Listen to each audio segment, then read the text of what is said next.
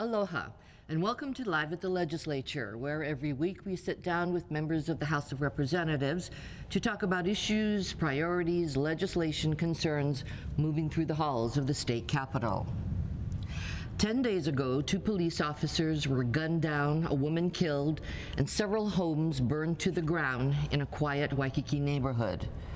The person responsible for all this mayhem had been struggling with mental illness for years, but the system apparently couldn't, or wouldn't, or didn't know how to help him.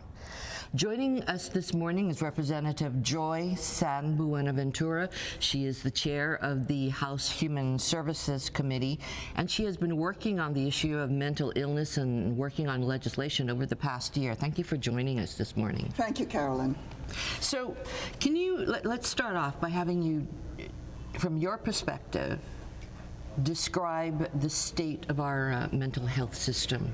Right now, what I have found, because I'm also chair of homelessness, and the public still has this perception that despite us, the agencies, the government being able to house the homeless at a rate of 79%, the public still has a perception that it is actually growing.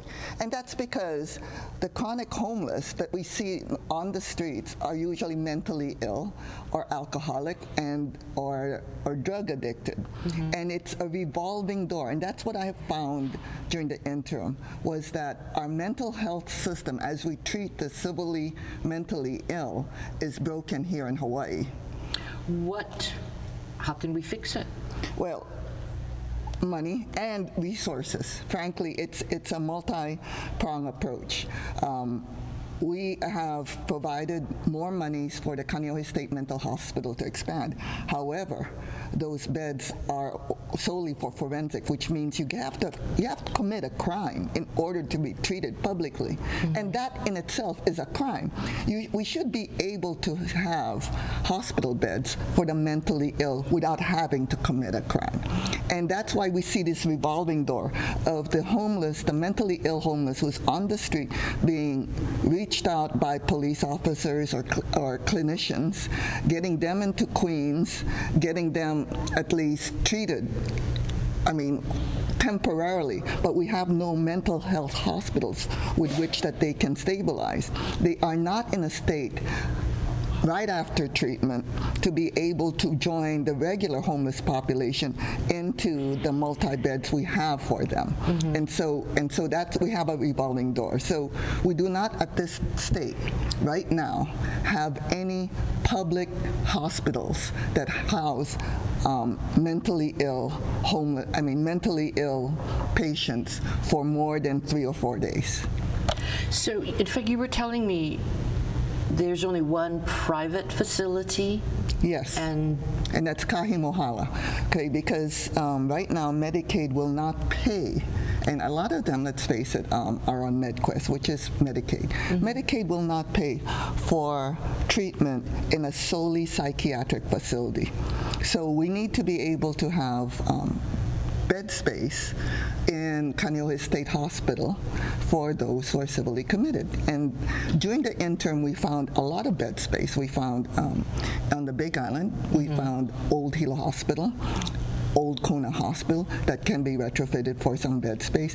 Here on Oahu, Leahi has a huge wing that's available, as well as Maluhia. So hopefully we can get those up and running. But that's only one of the problems. The other problem is we do not have the capacity in personnel. We need mental health, behavioral health, social workers at the very least. And really, if I had my wish list, we would have enough psychiatrists on the state.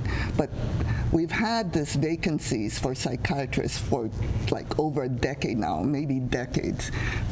But so one of my bills is to hopefully grow our behavioral health social workers by offering them scholarships in exchange for working with Department of Human Services, in exchange for being outreach workers to the mentally ill.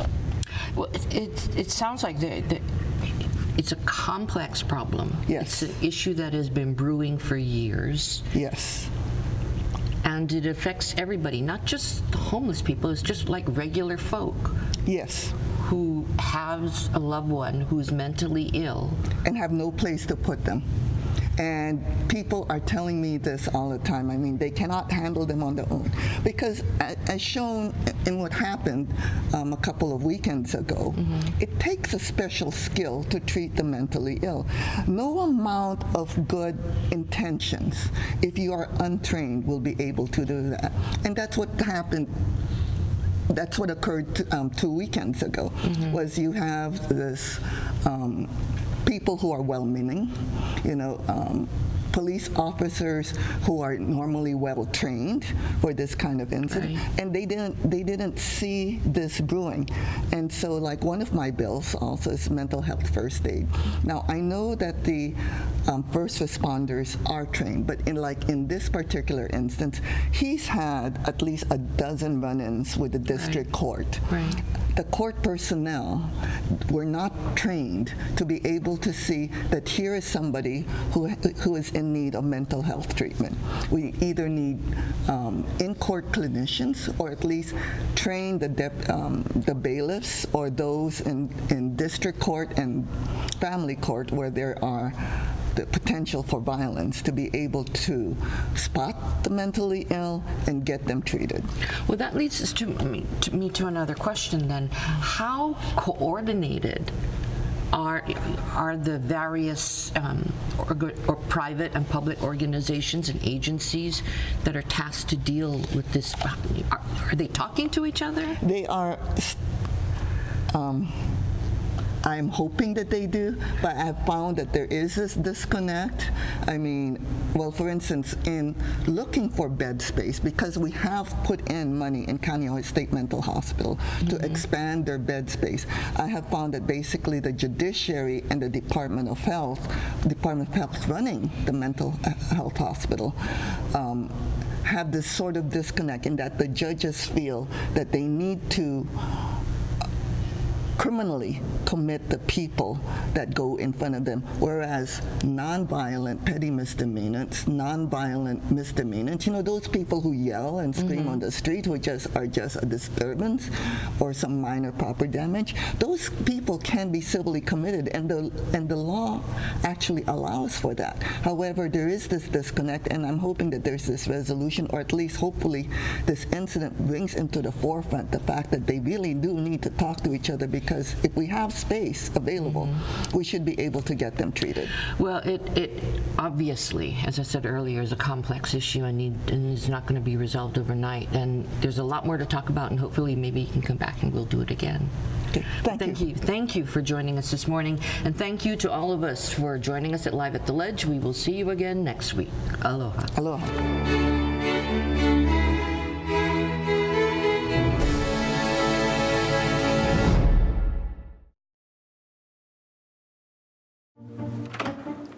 What are you doing? We have to go. I'm gonna be late for work. It's Tuesday morning. I gotta record Live at the Legislature on Alelo. Senate and House leadership discussing what's happening at the state capitol. So just watch it on the news tonight. Come on, let's go. Hey, this is like getting the news before it's news. If only I could get this remote to work. There. Can we go now? No DVR? No problem. Watch Wednesday evenings at 7 p.m. on Channel 49. Every year, thousands of children go missing in Hawaii. Sometimes they're taken by a stranger or a family member. Sometimes they become lost, run away, or even forced out of their homes into danger on the streets. Aloha, I'm Amanda Leonard with the Missing Child Center Hawaii. We are a program within the Department of the Attorney General, and our mission is to protect missing and exploited children by using every possible resource to locate, recover, and reunite them with their families and caregivers. The consequences for missing children and their families are devastating.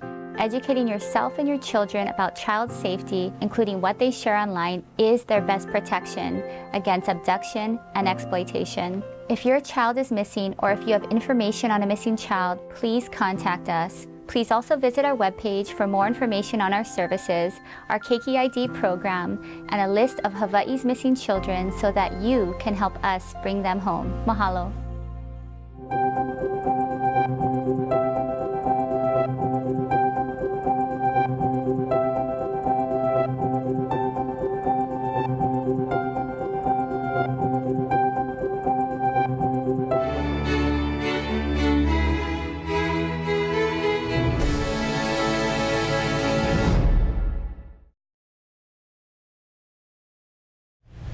And welcome back to Live at the Legislature, your weekly look inside the Hawaii State Capitol.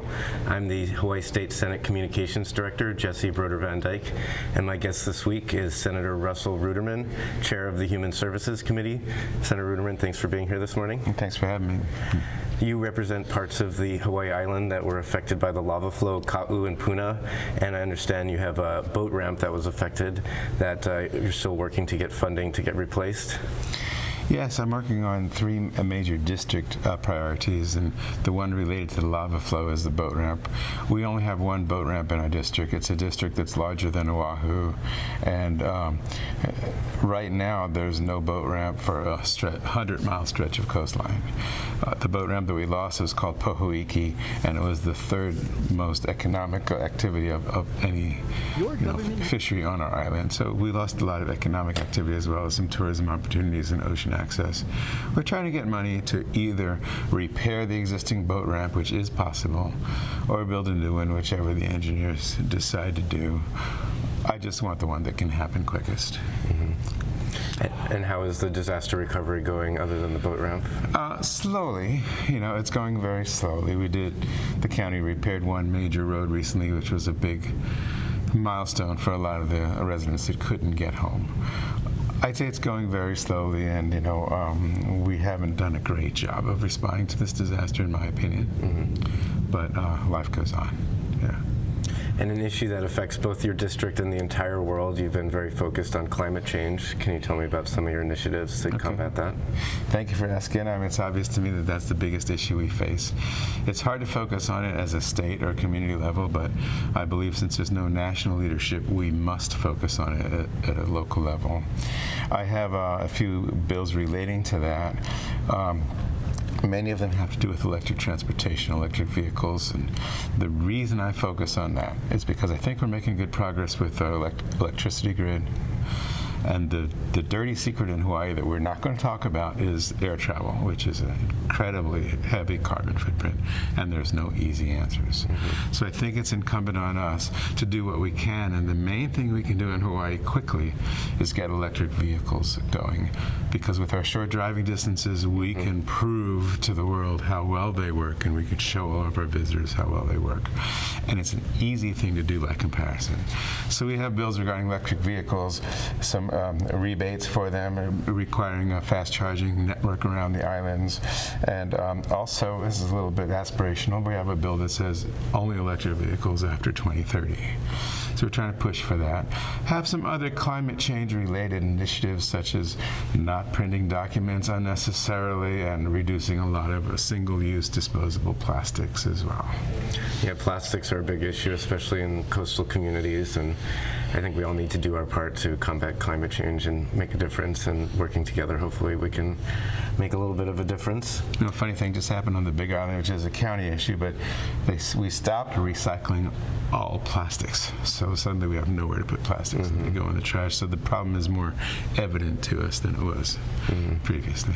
I know on Oahu we convert a lot of it to energy, but Big Island doesn't have a facility like that at this point. And I'm so impressed that Oahu went forward with the plastic ban before the other counties, especially considering that impact. Mm-hmm. Right now, the Senate and House are working together on a joint package of bills, and one of the proposals is to raise the minimum wage. What are your thoughts about that? I'm all for raising the minimum wage. I think the proposal to raise it gradually to $13 an hour is a non-starter. It doesn't even begin to address the situation. Mm-hmm. I support going to $15 an hour at $1 an hour increment, $1 per year increments. Mm-hmm. And there's a couple of reasons I focus on that. First of all, as the chair of Human Services, we're very involved with homeless issues.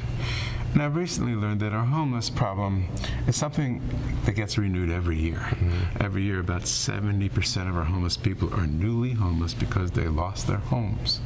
We find homes for about 70%, another 70% come in. So it's like if you're trying to fill a bathtub, but there's a leak in it. It's best to patch the leak instead of just pouring more and more water in there. Mm-hmm. So raising the minimum wage significantly is the one tool that we have that would raise hundreds of thousands of people in Hawaii out of poverty and would dramatically address our homeless situation. I think it's something we can do and we ought to do. I think it's a little bit shameful that we haven't done it because we are the most democratically controlled legislature in the country, and we have the highest cost of living in the country.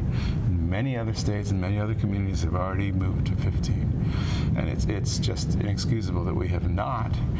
I also like to address this issue because I'm an employer. I have over 250 employees, and if anyone should not want to raise the minimum wage, it would be me. But I see the benefits of raising the minimum wage, both to the business and to society. From a business point of view, you don't have a stable, dedicated workforce if they're always looking for another job because they can't make ends meet. And when you say you can't afford it, well, it's hard to afford constant turnover. It's hard to afford new employees all the time. And another thing that occurs to me is when some people say it's bad for business. It's like, how is it for business when someone's sleeping in your doorway at night? Is that good for business? And this is a problem we can solve just like that, in my opinion. And we ought to do it. It's the right thing to do. It's good for business, but it's also the ethical, correct thing to do. Well, what do you say to small business owners like yourself, but those who say they can't afford it? I don't understand that arithmetic because if you're paying people a wage that they can't make ends meet, they're always looking for another job. How well do they represent your company? How dedicated are they? How motivated are they?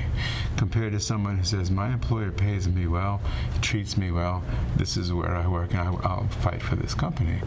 So I have seen the benefits of paying well in terms of reduced turnover and increased motivation and increased loyalty. Those are, some people call them intangibles, but they're very tangible to the bottom line of a business, in my opinion. I think we can't afford not to pay people a living wage. Thank you for that. And as we work to raise wages, you're also working as chair of the Human Services Committee to help those who are already homeless. We just have about a minute left, but can you tell us about some of those initiatives? Okay, good. Well, we're trying to support most of the initiatives at the Human Services Department. It's a wonderful department of people trying to help other people. Particularly, we're looking at 3 homeless programs that we want to expand and continue. One is the Ohana Zones program that got started last year, which you've had a very successful example in the Big Island. The other is the HONU program, which is mobile pop-up clinics to help homeless people get services wherever they may be. And a new initiative that I think comes from the Lieutenant Governor's office called the Kauhale idea, which is tiny homes for permanent housing for homeless individuals. And we'd like to get that program going this year and hopefully get 4 or 5 of those established around the state. Well, thank you so much, Senator Ruderman. I'm sorry we're out of time, but appreciate you getting up early to come on with us this week. Thank you for having me. And if you missed any part of the show, it'll be rebroadcasting Wednesday at 7 p.m. and we'll be back here next week with our guest, Senator Brian Taniguchi. Thanks so much for tuning in. Aloha.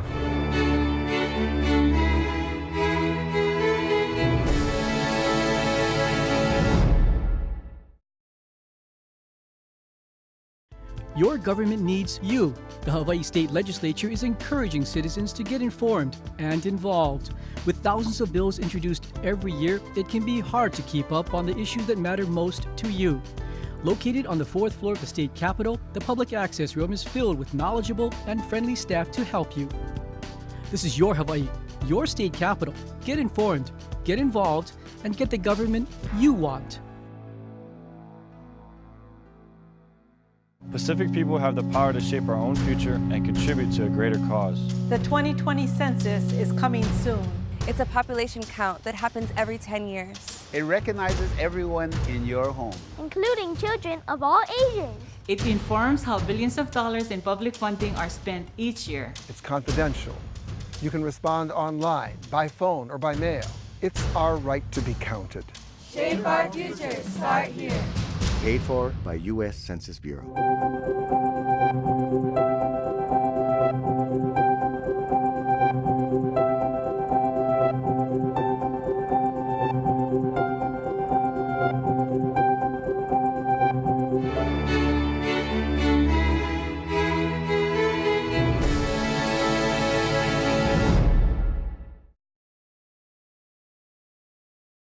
Good morning, and welcome back to this week's this week's episode of Live at the Legislature, where every week we speak with House members and senators from the legislative minority to talk about issues going around the state capitol.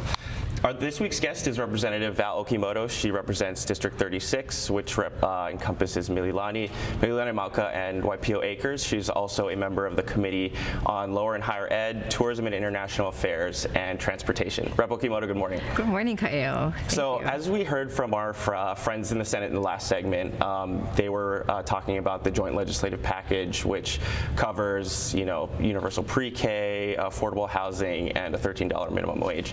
Did you have any thoughts on that initially when that came out? Yeah, thank you for asking that. I think, it's very exciting to see that they were coming out with a package. I think for me, whenever a bill comes through my office or across my desk, I'm a pragmatist. The first thing I ask is, where is the money coming from? There were really great ideas that were thrown out there. However, I felt like the details weren't clearly specified. And as a member of the Lower and Higher Education Committee, I do have great, interest in what happens with our Department of Education here. I think what's important, what was more interesting versus who was in the room that day was who wasn't there. And since that message was shared or that announcement was made, I did wonder, why the DOE wasn't present, or why the EOEL wasn't present. I think that's really important as they have this discussion moving forward, especially this session, that all parties, all offices involved in this situation or in this decision making, they're all included in the conversation. That's something I think is very crucial. And for those of you, or those of the folks at home who don't know, you are a former special education teacher, and so that gives you kind of a unique perspective being on that committee. Can you talk a little bit about just the briefings that you had before session, and then there's been a lot of talk about raising teachers' pay, and there's been a couple of bills that I'll ask about next. Right, yeah, you hit it right on the nose. When I came into here, at heart, I still am an educator, and as many times as possible, I'll still go and work in the classrooms, either volunteering or substitute teaching. But I did come from the DOE system where I was a full-time special education teacher. I was a student myself, in the public school system. My girls go to public school in Mililani Mauka. So I have a special place, and it's really important for me to support teachers, to support education, to support our students.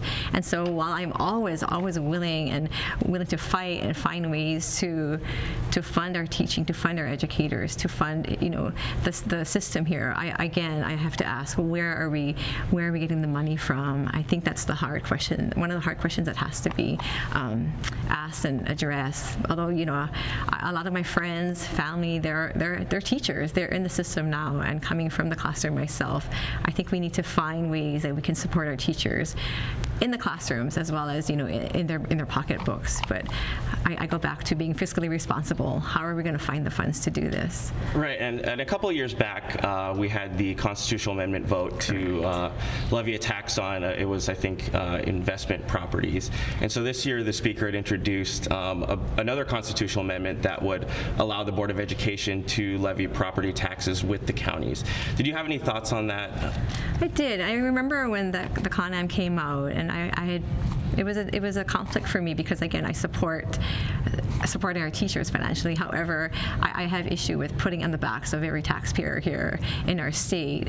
You're right. A recent study, I think, came out this morning that 2/3 of our residents are struggling financially, and so I don't know how we can feasibly do this with the thousands of homeless people that we have, or upon the thousands we're losing our talent. They have to move to the mainland because they can't afford to live here. So I do have concerns with how we're going to fund the teacher increase. I don't support taxes, unnecessary taxes. I think the property taxes will cause more burdens on the everyday person, and the numbers the statistics we heard today, verify that. So I do have issues with that. I think we have to make tough decisions. I think we have to find the money. We have to, as a government, we need to be more responsible and accountable for the fundings that the taxpayers entrust with us. So, we are the legislators that they trust with their money, and so we have to take that responsibility responsibility seriously and act accordingly. As a working mother who doesn't live in the Honolulu proper area, the counties are asking for a study which would essentially or potentially give them the power to levy a fee during peak traffic hours. So as someone who doesn't live in town, how does that affect you, and how do you think it affects your constituents? I've been in office for a little over a year now. That's probably my least favorite thing about this position is having to sit in traffic coming from Mililani Mauka. It's not fun, and so I do, I feel for the people who live outside of here, Central Oahu. We sacrifice every day time away from our families, from our loved ones, to fulfill our responsibilities. But we need to consider the people that live outside of Central Oahu. I think that it will greatly impact them. The cost of living here is already so high. We just mentioned the statistics on 2/3 of our residents who are financially unstable, and now we're going to have another fee placed on people who are working so hard. These are people that we know and love, our family, our friends, and you're right. The farther we move out of Central Oahu, it impacts us as residents of this beautiful state, this beautiful island. But I do have issues with that. I have concerns, questions, and you're right. It is not fun, and I think quality of life needs to be addressed, both financially, but also the quality of the time that we're spending and we're sacrificing. Sure, and we've got a couple of minutes left, so this is your second session in office. Tell us a little bit about what's going on in your community, some of the bills that you've introduced this year.